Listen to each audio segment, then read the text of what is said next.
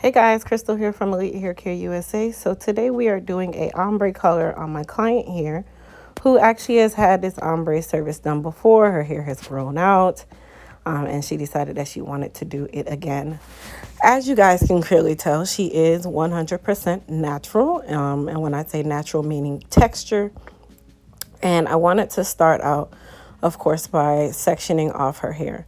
Now, just a quick disclaimer, I always say this to you guys, when it comes onto chemical services, I highly recommend going to a professional, especially in the realm of hair color or relaxers, texturizers, that kind of thing.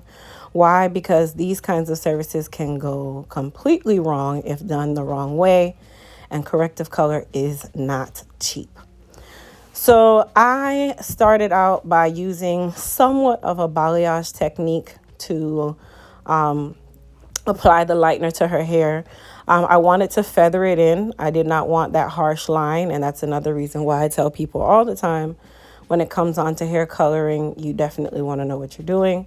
And I would not recommend experimenting on a client's head if you do not know what you're doing. Now, hair color is not for everyone. And when I say hair color, this is what we call a lightening service, or it can also be called a bleaching service. A lot of times people say, oh, I got my hair lightened and it fell out, which that is not something that can't necessarily happen, because it definitely can. But hair color, as I always say, no matter if it's a lightening service or permanent color, is a luxury service. And with your luxury items, they always require care, being really, really delicate, especially when it comes onto the hair. Your maintenance is definitely important. This is also going to be the part that will show you exactly like what part of the hair you're going to be messing with. So when I tell people about hair color, definitely it is a luxury service. This is definitely a service that I would not recommend getting if your hair care is not up to par. So if you don't take good care of your hair, you're always covering it up, I would not recommend getting a lightening service, because you are literally setting yourself up for destruction weeks to months down the road. Okay? Okay. Now, as you guys can tell, I am moving fairly quickly, but I did speed the video up for the sake of time. And sometimes whenever these kind of services are done, some stylists will use foils in between. Some stylists will use cotton at the root. Some stylists can do open air lightening. It really just depends on the lightener system that you are using. Some lighteners are open air lightening. Some lighteners require you to use foil. So you really just have to know, as a professional stylist, what is needed based on the product that you are using. And as you guys know, I never really talk chemical on my YouTube when it comes on to like what products I'm using, because I don't recommend the use of these products at home anyway. So that's another reason why I don't talk about it.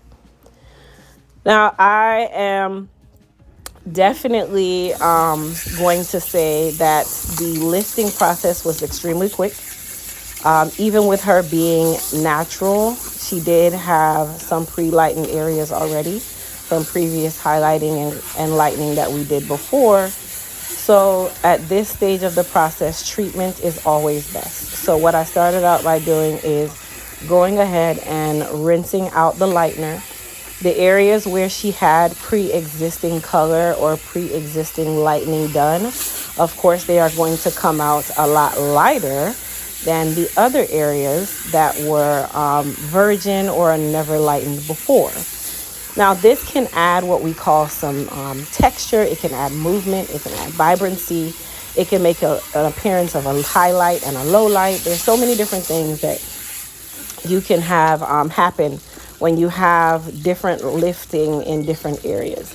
I like to use it to my advantage, especially for my clients who like honey blonde, because I like to add depth to the hair. Some want their hair to be one color all the way throughout. Others don't really care if it's a highlight, low light. They like the texture, which my client here, she just free range. She just said, listen, I want it honey blonde, do what you do, because I've been doing her color for so many years now, so she trusts me completely.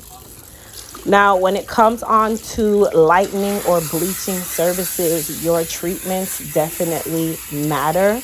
You do not want to allow your hair to become excessively dehydrated or dry, because remember, you just stripped all of the color molecule, the melanin, the pigments out of the hair. So you want to make sure that you keep your hair nice and moisturized.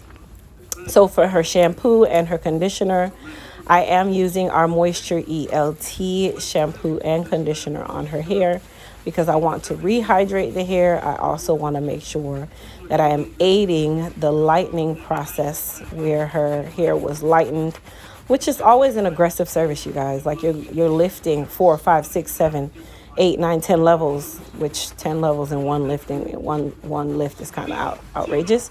But you are lifting at high levels. So you want to make sure that you're replenishing and moisturizing and rehydrating that hair, okay? I see some stylists that like to do protein treatments after a lightening service, which I'm not 100% against, but I only do that when needed. In her case, I want to go back and replenish or rehydrate her hair rather than to strengthen the bonds.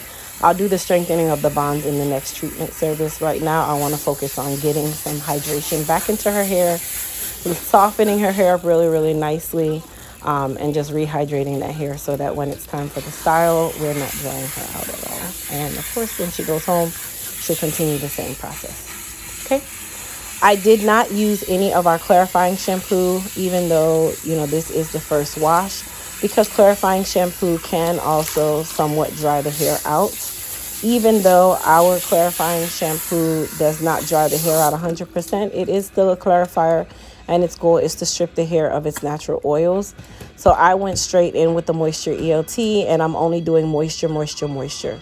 Okay, so that's very, very important. Moisture, moisture, and more moisture. Okay, so now we are going through and I'm doing a second shampoo. Now, I would not recommend on a lightening or lifting service of this nature to do more than 2 shampoos. Here's why. No matter what brand shampoo you use, no matter what company it is, no matter if it's Elite Hair Care USA, which ours is of course always the best, or any other company, shampoo is made to cleanse the hair, and its ultimate goal is to strip the hair of any dirt and debris. Now, of course, your treatment shampoos are definitely made to do other things, such as add moisture, such as strengthen. But its first job is, of course, to clean the hair and remove any type of dirt and debris. Okay? So the more you shampoo the hair, the more dehydrated the hair will get. I'm only doing 2 shampoos on her because, number one, I did not shampoo her before the lightening process. Why? I did not want to irritate the scalp, even though I was not going to the scalp level. But I am one of those people where I don't believe in doing any type of vigorous movements on the scalp, especially for a lightening service, because it will irritate in some areas. You don't know where you scratch, okay? And you don't want your client to have any form of burn, like chemical burn or anything, during the process. So I waited until after the lightening service to do the shampoo, which is typically what you want to do. But at the same time, I'm not going to go overboard, and I'm not going to overly shampoo her and then add more dehydration to the whole mix. So keep that in mind. I know I'm doing a lot of talking, you guys, but hair color is like my passion, and I want to make sure that you guys understand everything that's going on. So when you do go to get your color services, you know what's happening, when, where, and why. Okay? So now we are going to go ahead and do her conditioning service, okay? So I'm going to use our Moist Me Deep Conditioning Mask. Why I chose the mask? Because I want a deep penetrating treatment on her hair, and then I'm going to put her under the dryer for 15 minutes. Now, I did make a cocktail by using our Super Growth Serum along with the Moist Me mask, and I'm going to mix those two together before I put it on her hair. And then I'm going to put her under the dryer for 15 minutes to process with a processing cap, and this is going to serve as her deep conditioning treatment, okay? We are restoring the hydration in her hair, and we are also strengthening the cuticle on the outer layer to make sure that we are kind of like an added insurance for her. going forward, because moisture, moisture, moisture is going to be her best friend. Okay. Now, once I put her under the dryer, now let me go back. I did have to use a processing cap, you guys. I'm not going to put her under the hydration machine, which you can, but I put her under the dryer rather than doing a hydration treatment. Okay. As you guys can tell, I was able to go through and comb through her hair. Of course, if the hair is not able to be combed through, I would wait until you rinse out the conditioner and then condition again and take small sections and detangle the hair if need be. Her hair actually wasn't so hard to detangle, so I was actually right in my zone. And then, of course, the Moist Me Deep Conditioning Mask paired with the Super Growth Serum is always going to be a bomb cocktail, especially for moisture replenishment. Now, for her rinse, I did use cool water / cold water. You do still want to close the cuticle, okay? And then I am going to do what we call toning. So toning is something that you can do it almost on any level. With her hair, because she has all these different levels of lift, I wanted to go through and just kind of even things out slightly. I also wanted to darken the honey color. It was a little too blonde for her liking. And then I also wanted to add a sheen or a glaze to her hair. So to do that, I just use what we call a demi-permanent or a toner. And this actually sits on her hair for about 20 minutes. And that's really it, you guys. It can be a little bit messy, but, I wanted you guys to be able to see the process of how this is really done. So I am placing it on the hair and just distributing it with my hands. This part of the process, while I would love to do a bowl and brush, I'm doing it on longer hair, and I need to be quick with it because I want it to all process evenly. And then I went through and just distributed the color using a wide tooth comb. Okay. So I'm not going to keep talking at this point. I'm just going to allow you guys to watch me do the toning process, and then I'll come back on and we'll finish up from there.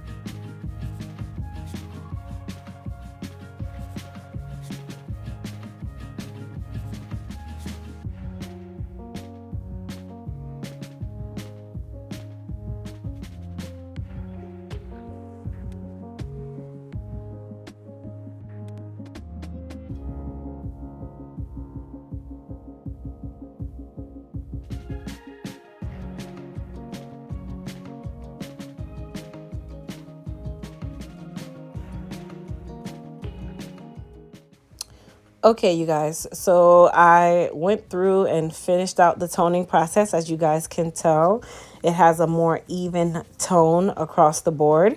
That is what toning is all about. If there was a case where, if you notice at the roots, there is no hard line, you do not want hard lines when it comes on to ombre colors, okay? It's all about feathering and softness and the flow or blend or transition from the darker root to the lighter color. If in case you did not get that smooth transition, then we would have been able to go through and put some color at the root and create a feather or a softer transition. But I've been doing hair color for so long, I didn't have to do that. So a lot of you don't know also, I am a artistic educator for a color company. I am an advanced artistic educator, meaning I have the qualifications of some of the best, I guess. Yeah, okay. I won't say that I'm a master colorist because color is kind of my second love. But I love color. I do love color. But hair care comes first. Hair care is always going to come first for me. Now I'm going through and silk pressing her hair. I did put a little bit of our Frizz Tamer and Shine Serum on her hair. That is the heat protectant, number one. Number two, it's also going to boost that shine on her hair. And it's going to protect her hair from those elements outside. And of course, it's going to just give her that luster. You know, you don't want a dull color. You want it to have a nice shine, a nice sheen. And because I just did a color and I'm using a high temp iron, which is a titanium iron, I did want to make sure that her hair was protected as well. So I'll let you guys watch the silk out process and then we will come back and talk about the finish.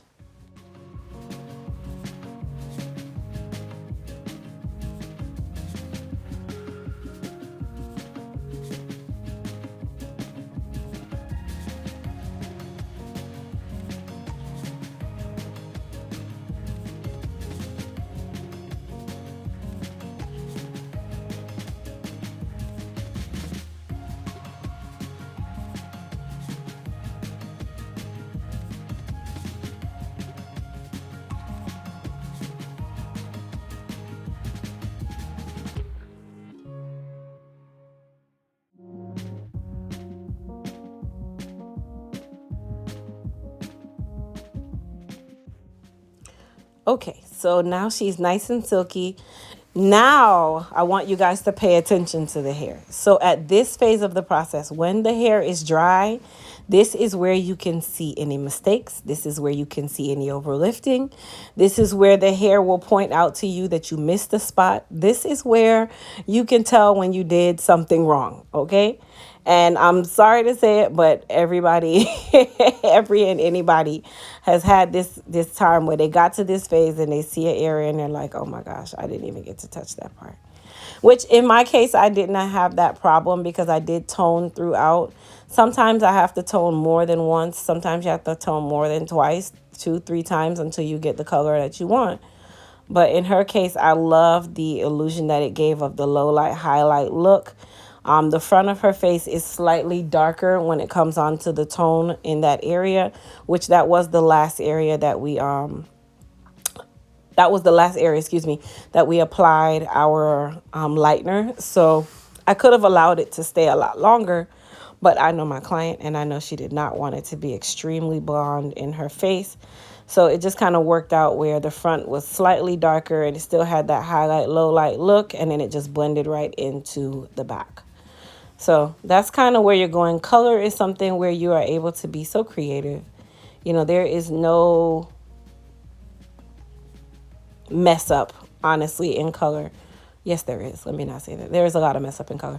But in the cases of lightening and just creativity, you get to be as creative as you want to be when it comes on to lightening and color. So this is when I get to do all my things. Anyhow, after her trim, we went through and we just bumped her hair and then she was on her way. I'm not going to really talk through the curling process. You guys have seen me do it so many times. The only thing I'll say is, yes, I did do large sections. Okay, that was very important. And I did do pin curls throughout because I wanted to keep some of the volume, even though she has a good density of hair.